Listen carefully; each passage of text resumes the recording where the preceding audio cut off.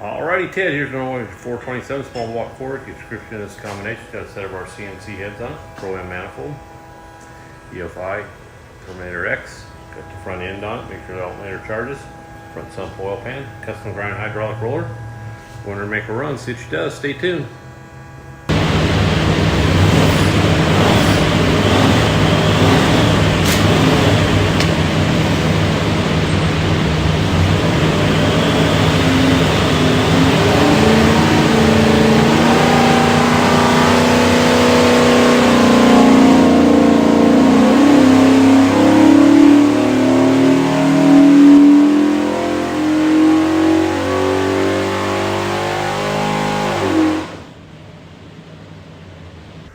Okie doke, 3,400, 512 foot-pounds of torque, peaks torque 536, really flat in there.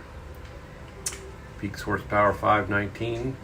We're at 520, it's got a front end on it, it's about 15, so everything's good. What we'll do now is pull the pipes back, make sure it's good and clean for you.